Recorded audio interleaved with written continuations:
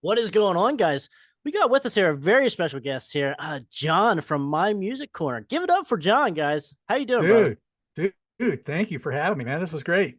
Good, good. And I'm glad that you're here because we are talking Judas Priest, but we are talking Tim Ripper Owens Judas Priest. And no, I couldn't think of anyone really better, to bring on because you have dedicated almost a whole year to your channel to the band, the one and only Judas Priest. So, do you want to give a little bit of background on your channel and just Yeah. you and Judas Priest in general? Okay. Yeah. Yeah. So Judas Priest and I, well, the my music corner is my name of my channel, and it started really out of a necessity to do. I really wanted to just to do it out of a necessity to do a series on Wasp. And then my co-captain John the Music Nut, who has a great channel that he's just getting going, he was like, "Oh, dude, we should keep going." And so we did. And then he's like, "Hey, how about we tackle Judas Priest?" And I'm like, "Oh boy." We What called a it the Year of the Priest, and there you go. That's nothing more to say about that. But no, I've been a fan of Judas Priest since at least 1982. So okay. I've been a fan for a long time. All right, good deal. So let's jump in here to the Tim Ripper Owens. This is very controversial here, John, for the most part. And for me, though, like I've gotten into Judas Priest in my teenage years, like when I was in middle school, like in Hmm. 2005. Judas Priest was one of the biggest, most iconic heavy metal bands. From just looking back from kids my age back then, and then obviously now today, and even Hmm. back in the day, they were the shit. So Right. now the Tim Ripper Owens era is one that kind of gets overlooked, gets shit on. I don't know why. Maybe we can kind of answer it, get your side of things on that. But Yeah. we'll talk about 1997's Jugulator. So Rob Halford does leave. He leaves after Painkiller shortly after, and there's some time in between Jugulator and Painkiller. And can you kind of give us a little bit of background between 1990 to 1997 when they released Jugulator? Right. So Rob's basically feels like he needs to get some solo stuff out of his system. Mm-hmm. So he wants to do the fight thing. Well, some misinterpretations between management and Rob. Well, they think Rob's left the band. Well, Rob goes on to do a great fight album in War of Worlds. I think the next one that was Deadly Spaces or something like that. I can't remember the Right. name of it now. That one was not as received as well as War of Worlds, Mm-hmm. but it was still decent from what I remember. Yeah. But then, yeah, Roberts is kind of doing his own thing. But then the Priest guys wanted to get something going, and they come across Ripper Owens, and well, and there we go. We get Jugular in 1997. So you have Yeah. seven long years in between albums. Now, mind you, Jugulator's not on a big label. Mm-hmm. It's on a smaller CMC International, Cock Records, whatever it is, but a much smaller label. So they're not going to get the wide publicity as, say, as Painkiller or Screaming for Vengeance or Defenders or something like that did. Correct.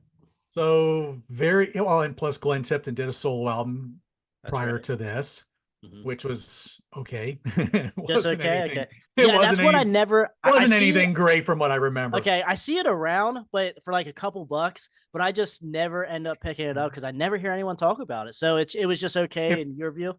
if you're seeing it for a couple of bucks, then it's probably worth getting. Okay. Because I don't think I wouldn't pay much more than that. Okay. Um, it's not a very well received album for whatever reason. It's been many years since I've listened to it, Okay. but I know it's not a very well received album. Gotcha. Okay. So yes, Tim Ripper Owens. Now, right even from the start, people were kind of like, who is this guy? Is he gonna be able to live up to Rob Halford? And kind of the same deal with Blaze Bayley and Iron Maiden, closely around the same time. Now, yes, I would say I'm a big Blaze guy, and he sounds nothing like Bruce, obviously. And Right. but now with the Ripper situation, comparing it to Rob, it feels like that match made in heaven. It fit just like a glove. But Mm-hmm. depending who you ask, what Judas Priest fan you ask, they either love him. There's really no in between with Tim Ripper Owens. You either love him or you hate him. And I don't know. I feel like with Jugulator, though, we can get into the track listings here. I feel like if it wasn't 1997 and Judas Priest as a whole kind of let Tim Ripper didn't keep the reins on him, I feel like Ripper would have been a little bit more well received within the fan base. Do you want to kind of like touch on that? Okay, so my feeling is, listen to this. Mm-hmm. This will tell you Ripper won the fans over. Okay. That's a live album, right? That's yes, this is Live Meltdown, 98 Live Meltdown. And Gotcha. I mean, you got 2 discs of old and new, when they do the Ripper and he yells out, "What's my name?" and they yell back Ripper, that should tell you he's won the crowd over. Okay. Now, to make reference to your Blaze reference, I don't think Maiden fans were ever going to give Blaze a chance. You with that bullshit. No. And I have to thank my Peter Jones for that one, because what he said we did a show on temporary replacement singers. Okay. And he mentioned he talked about that with Blaze. Maiden fans were never going to give Blaze a chance. Mm-hmm. Priest fans, on the other hand, they did give him a chance. The only problem was, I don't think some of these songs quite live up to the Halford, Tipton, Downing. Yeah. Not much writing. melodicness, not much melody to it. And even the band even says that too. Like 1997, we weren't really feeling a lot of melody, and the landscape of the music genre, of the metal genre too, didn't really have a whole lot of that, like you would see in the late 80s compared to the late 90s. So that kind of hurts in itself. But overall, though, with Jugulator, I think there's some good stuff here. But overall, though, because you do have 10 tracks, almost 60 minutes total, and that is a decent amount of time for just 10 tracks. But with the longest song obviously being the last one, Cathedral Spies, which I think is one of Ripper's best songs that he ever did, like solo or with Judas Priest. Really good stuff. Classic feeling Judas Priest. And now you do have other ones like Death Row, Bloodstained, I can dig. But overall, I think with a lot of these songs, when you listen to it over and over, it just feels more of the same. With a lot of these songs, there's like we said, there's no melody, so there's really no break in between this album to where you're like, it's just pretty much pavement to the ground all the way through. They're here to send you a message like, hey, look, we got Ripper here. This is it. This is what we're doing. But yep, I think that kind of hurts though too, because you're not really giving Ripper a whole field, the whole chain, the whole spectrum to show off his voice and to be like, hey, this is Rob part 2 here, guys. Like, come on. But did you want to touch on like what kind of like standout tracks that you have that you think people should check out? So for me, let's see, the standout tracks. Oh boy. Well, Bloodstained, I think is I absolutely love that chorus to Bloodstained. Even though a lot of this album to me felt like there was a lot of the heavy grunge influence. And I still feel like there were times where Priest looked at the bands that they influenced and they said, okay, now it's our turn to show you how we would do how you guys are doing us, type of thing. Yeah. So I kind of got that feeling. Okay. But to me, Bloodstained, I thought was a good song. I kind of like Death Row. I thought that was a good one. Burn in Hell to me is, I think, the absolute standout for me. Yeah, pretty good chorus. Yeah, as well as Cathedral Spires. I think of any song from the Ripper era that I think Priest fans would absolutely just beg Rob Halford to please try once. And I know Cathedral Spires would probably be one of them. Right. Yeah. There's not many off of this album that I truly could see Rob doing. I'm with you on that, because like Cathedral Spires, I think a lot of people would. Even Rob himself said that he would be open to doing some Ripper stuff, material. And I think just for the sake of it, it just needs to be done. Like it's just really cool. Like with the Halloween, like with what they did recently, all three singers come together, Mhm. and I think it just works for metal overall, and it Mhm. just works for the Sure. fans. If it can be done, I think it should be done. I And say, let get KK and Ripper and get everybody to kiss and make up, throw out the management, throw out the other yeah, whatever, and let's get together and let's do something huge for the fans. Keep Andy in the band too. yeah, Have a three guitar thing going on. right. Let's get everybody back together and on the same page. Okay, Glenn can't play much anymore. We get that. Mhm. Health has obviously done him in. Yeah, You know, God bless you, Glenn. We hope you can recover. But mhm. we know that's not going to happen. But Yeah. No. So, but to your other point though, too, with kind of having that grunge, like grunge was kind of phasing out too at '97 somewhat. mhm. But you also had the industrial influence.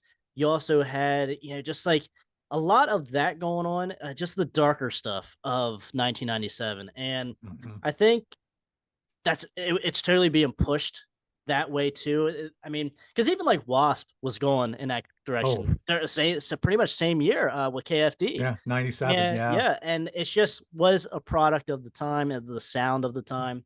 What is going on? I can appreciate it for what it is because it is different. Like up until this point, like this is totally different for Judas Priest up until this point, and even Yeah. possibly even since. And it's just pretty cool. And even Ripper says that he wants to re-record, I guess, these two albums because they're. I don't think they ever got a true remaster or like re-release. Is that right? I mean, I don't know about that huge big box set that Priest did. I don't know what they did to those. Because I know they're included, but I don't Okay. know what they did with them. Obviously I wasn't going to spend 500 something bucks for Right. that big mammoth thing, but supposedly they are included. Now, what they did with it, that's Okay. beside the point. But I will say, having gotten this, not, this album back in the day when it came out, Hmm. I thought at first, ooh, it was very jarring. Yeah. That was the word I used. It was just a very jarring listen. Yeah, it may have picked up from where Painkiller left off, but it was almost too abrasive, Yeah. if that makes sense. That's a good word and a good uh how to explain it because that is what it is. Like if you're in a mood for like just totally like just bring it at me here, and just whatever, and like it's good for that. But if you're Hmm. wanting something like anything from the mid to late '80s Judas Priest, you're not really gonna get that. And even like you said, you mentioned Painkiller. There's a little bit of that in here, but I think it's still even way more different than that. Most people that do enjoy Painkiller, I would think that they're like, "What is this?" Yeah, especially And from the first couple listens. yeah, and I think the other thing that's missing is you don't get a ton of KK Glenn back and forth or solos. Yes. There's not a ton of guitar solos on these albums. Hmm. There's a lot of atmospheric stuff Yeah. with the musical passages, but there's no real a lot of extensive guitar solos. Hmm. Which what's one thing you think of when you think of Judas Priest? You Yeah. think of some of those twin leads, those harmony leads, the back and forth leads. Hmm. You just don't get a whole lot of that on both this and really maybe a little bit more on Demolition, but yeah, you don't hear a whole lot. But yeah. Yeah, I agree. With that, that's one of the things that does hang me up on Jugulator too. Like I can get past some of the just the heaviness if there's like guitar work to be had and to be listened to on each song. Each song it brings its own character then too, if with a great solo. But with Mhm. Jugulator, there's just not much there to in the way of that. And Right. like some of the intros to the songs are good, like Death Row. I like how the phone calls and they're like, "Oh, I'll get them," that kind of shit is pretty Yeah. cool, But it, when you're leaning on that though to really distinguish some songs between other songs, it's like, come on, Mhm. guys, what are we doing here? We're better Yeah. than this. Exactly. I agree. And then you sprinkle like the almost like these 80s like synth noises to make it sound like lightning bolts going through the electric chair Yeah. and stuff like that. It kind of sprinkles. It's like, ugh. Yeah, that kind of dated it a little bit, which I Yeah. thought distracted, but anyway. Yeah, okay. So we're somewhat, I think, pretty much on the same wavelength with Jugulator. Hi, this is David Reese, and you're watching the Krash Kourse Metal Show. John, let us go to the next album here, the second and final album with Tim Ripper, 2001 Demolition. Can you kind of give us what your thoughts on, at least as a standalone album, but also in comparison to Jugulator? So for me, Demolition is not as abrasive as Jugulator was. To me, I felt there was a lot more hookier songs, maybe a little bit more accessible, maybe a little bit more, I don't know, a little bit more experimental stuff, maybe a little bit more new metal. I don't know. Mm-hmm. You have a lot of that kind of stuff, but I just felt like this album was a little bit more.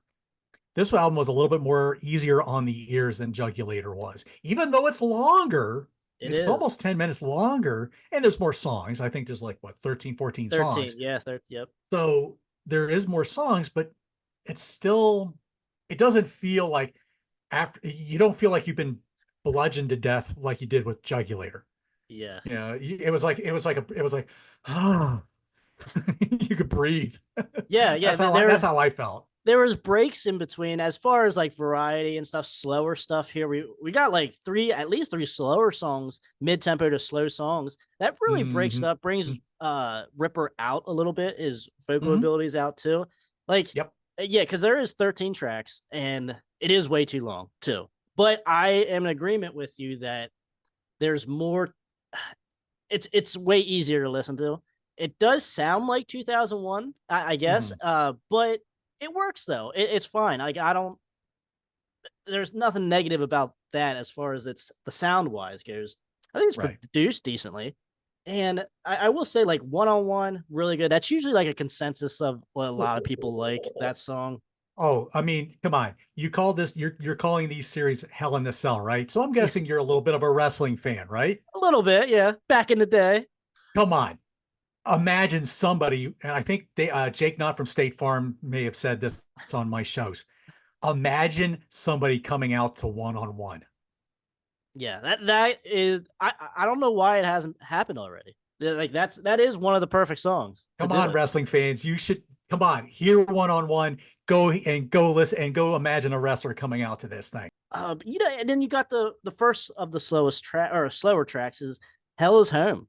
I really enjoy the atmospheric to that. The guitar work, it's not so much of a solo in that, but it's like a very, like a, I don't know what people usually call it. I'm not a guitar player, but it's like a solo, but it's more in line of the chorus kind of solo. But really good stuff. Jekyll and Hyde, really cool. Back and forth between Ripper there. I like Metal Messiah even. Now, I don't know if I heard you say this or other people, but Metal Messiah was kind of like a nod at Rob, possibly. Is that, do you get any of that when you listen to Metal Messiah? Let me see what my notes were on that. Yeah, I mean, I think there's always that I think there is that slight possibility, you know, but I mean, it's not really, I mean, it's more of there's more of a rap feel to it than a little bit, yeah. Because Tim's are kind of rapping the lyrics. It's not so much a sung thing per se, but it's probably a little bit of a nod to Rob, I guess. But yeah, I even Subterfuge, like, that's one of the deep cuts that I can really dig. When it comes on, I'm like, oh shit, yeah, I forgot about this song. But it hardly ever gets skipped. But overall, though, for me, I still take off like five songs off this album. It's just a little too much filler in here. I think if you cut it down to 9-10 tracks like you did Jugulator, it would have been a lot stronger than Jugulator. I think a little bit more well received. But, you know, it's just, we come to this again here that no matter who or what the replacement singer releases, it's very, especially during this time, during the 90s, it's so hard for fans to forget about the original, what they grew up with or what they seen. But yeah, John, can you kind of give me some of the tracks that you really enjoyed on So let's Demolition? see. Some of my favorites. Well, obviously you've already mentioned some of them. I love One on One. Hmm. I love Hell is Home. Yeah. I've been taking my I have an acoustic guitar back here somewhere, and I've been detuning that thing to try just to play that riff, that opening riff. Yeah. But I just love the lyrics to that. It doesn't Sure. really it's not it's not who I am as a person, but I certainly can relate to a lot of those Yeah. lyrics. Uh, I thought Devil Digger had a good chugging, doomy kind of chuggy Hmm. riff, even though I've heard it somewhere before. Um, Bloodsuckers, of course, has that industrial like opening. I think we joked that to me, Lost and Found sounded like Judas Priest around the campfire. Uh, Cyberface has that weird chorus, Cyberface. So Yeah. that's kind Very, of very strange, but 2001 ish. yeah, a Feed on Me I thought was pretty good too. So Subterfuge, another one of my favorites. So yeah, I'm with you though. There's probably I wouldn't know which. I'm not sure which ones I would chunk off this thing. Probably Lost and Found would be one for sure. Okay. But I'm sure there's like two or three songs that easily could be cut off this album to be Yeah. made a much stronger album. But here again, let's think about the label they were on when this was released. Hmm. SPV, Steam Hammer, not a very big label again. So they're not going to get that wide distribution, that wide, promotion or anything like that. So that was the other thing, one of many things that the Ripper Owens era suffered from. The lack of promotion from a smaller label, and the Hmm. fact that maybe the songs were not up to typical Judas Priest standards. I think the standards were a little bit better than Hmm. Jugulator Yeah. personally, but yeah, it wasn't the same. Yeah. So, and with the promotion, what was it? I think that the Ripper era only had like one music video. Was it Burn in Hell? I think. If that, That's a good question. I don't recall. You're probably right. I think they didn't. Well, but then again, let's also think late 90s. Well, MTV's pretty much chucked out the window. YouTube's not a thing yet, like, YouTube's not really a thing. So, mhm. not many people are, if you're not going to get the promotion of MTV, yeah, you might have Headbangers Ball, but by the late 90s, early 2000s, was that even still a thing anymore? I don't think so. Yeah, and You you're not really know, gonna make a music video for like the small metal channels over in Japan or the smaller countries or in Europe either. Canada So, with much music would probably have done well with it, but right. yeah, Yeah, yeah, yeah, you gotta weigh the pros and cons to that. And at this point, it's like you're not making a lot of money to begin with, so that's why even bother with a music no, video. So no. yeah, I mean, I think we for our conclusion of which album here is the better of the two, I would say Demolition, certainly. I feel like they finally got their feet with Tim Mhm, Ripper and kind of like let him do his thing too. I feel like there's definitely a better spectrum of Ripper's vocals on mhm, Demolition compared to Jugulator. And same thing with the guitar work as well. Like there's more solos, there's more memorable songs, more memorable riffs. books. I Yep, think, yeah, I think for me, I think I'm gonna go with Demolition here because when yep. I think of these two, when I think of Ripper and I want to go listen to Ripper on the iPod, I always tend to go towards Demolition more so than Jugulator, unless it's Cathedral Spires. Right. I will have to go check it out just for that. Jump over to the Jugulator album, but Sure. other than that, though, like I can let Demolition on pretty much the whole album and be okay with it and not be like, oh god, I gotta turn this off. Like this is way too much here. Yeah. So Yeah. where are you leaning? Yeah. Yeah, for me, I like Demolition better. When I did my ranking, I ranked this above Jugulator. Now, Okay. granted, when I reach for certain Priest albums, this and Jugulator were toward the bottom. Okay. Nostradamus being the bottom, but that's not because it's a bad album. Hmm. It's just it's hard for me to want Nostradamus is one of those albums you if you're going to listen to it in its entirety and Yes. listen to it for the piece of art that it really is. Hmm. And sometimes I just don't have an hour 40 minutes or whatever how long it is. So it's like that's why even with the Wasp albums, that's why I don't rank the Neon Gods album so high, because again, I want to take in the whole breadth of the story, Yeah. but yet it's like an hour and a half, or so of music, and you just can't do that sometimes. But yeah, so I rank Demolition above Jugulator. Yeah, okay. Good deal. I mean, now is there one or two songs that for someone that hasn't heard the Ripper era that you would tell them, hey, you gotta check like these 2-3 songs out? Yeah, I would say definitely Cathedral Spires. Hmm. I would say Burn in Hell. Those would be probably the two for me from Jugulator. And then gosh, Demolition. Oh, I would One on One in Hell is Home, and maybe Subterfuge. I think Okay. those would probably be the three that I would probably pick. I'm pretty much right with you on the Demolition side of things, especially if you like more of the, because like I really dig the mid tempo to slower stuff from metal bands in general. I think Mhm. that's where a lot of them really like, can be a little different or like really show their like a different side of things.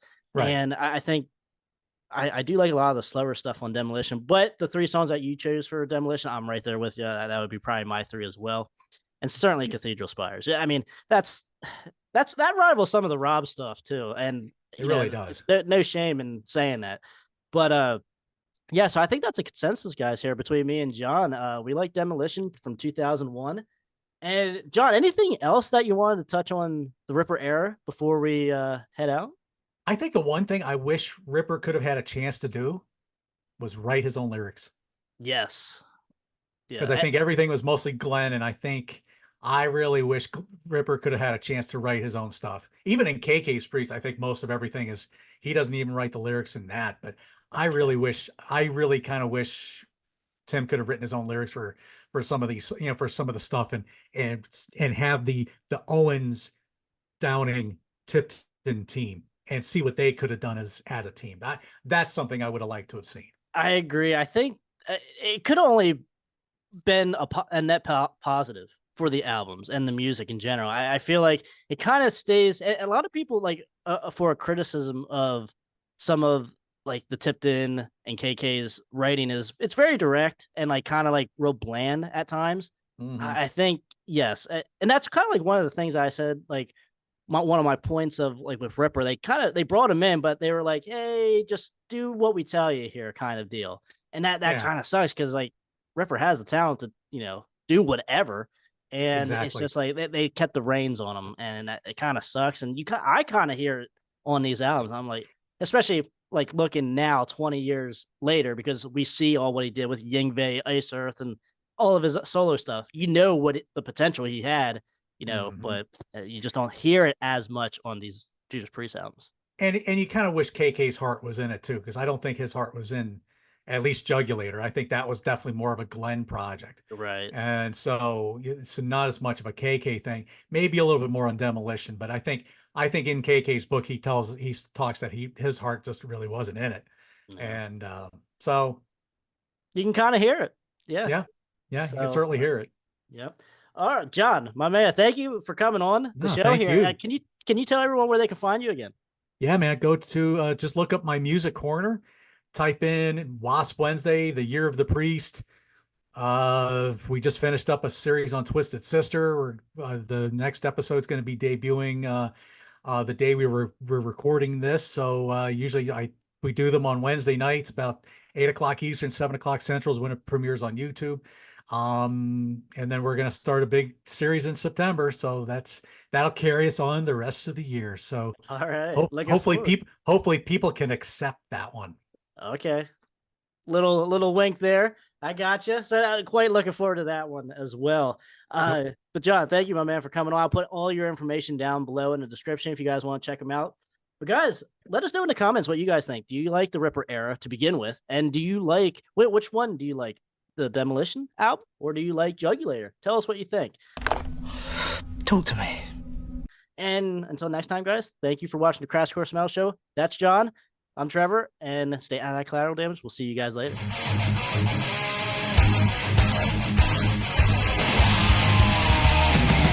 Yeah, I wrote that. It's called I Want to Rock Your Body. And then in parentheses it says to the break of dawn.